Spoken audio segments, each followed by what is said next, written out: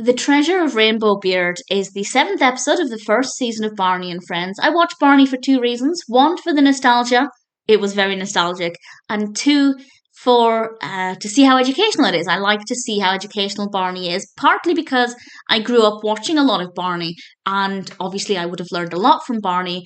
And with episodes like this, it's very clear to see why that would have been the case. I wasn't sure if I'd enjoy this as a fully grown adult who doesn't care that much about pirates, but actually, the pirate aspect, there isn't really a pirate aspect, but there is a treasure map aspect.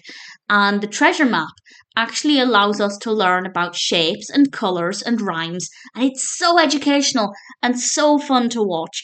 And as they go through the treasure map and, work their way through it, they have the opportunity to sing songs that will teach them about shapes and colours. And it is so educational. And even if the songs, I knew most of the songs, there were a couple of songs that weren't nostalgic for me. But even then, what we were seeing on screen was so nostalgic. For example, there's a song that's called Painting the Shapes, and I didn't recognise the song, but on screen we see the children painting these shapes with really bright, bold colours, and they're using this really thick, gloopy paint, and it just took me back to my childhood and reminded me very fondly of that.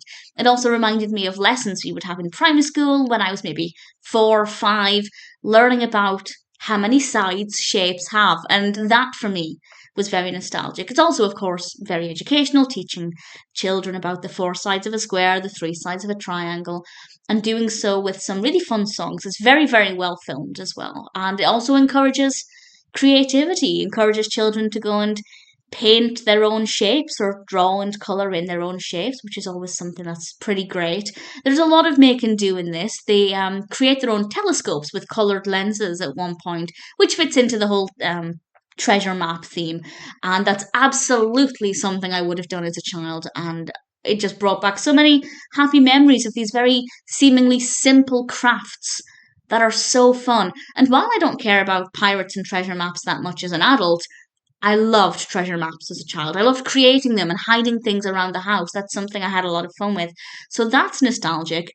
It's very, very educational, and we have some beautiful songs. Personal favourites, And the Green Grass Grows All Around, which is, of course, our colour element. We have Frere Jacques, which also brings in the shape, as we have, I think it was Min playing the triangle, Twinkle Twinkle Little Star, and another personal favourite, the Rainbow Song. I absolutely love it. And we also learn a lot about rhymes. There's some vocabulary in there, as we have certain words that are often found around maps and treasure hunts, and that it gives us the chance to listen to rhymes as well. And it's beautiful. I honestly didn't know if I'd enjoy this from an entertainment perspective, but it just gave me so much fuzzy nostalgia, and it's beautiful to see how wonderfully educational it is. And honestly, I had a lot of fun with it. It's definitely a really great episode. The Treasure of Rainbow Beard exceeded my expectations, and I'm sure as a child this would have brought me so much happiness, and as an adult, I rather enjoyed it too.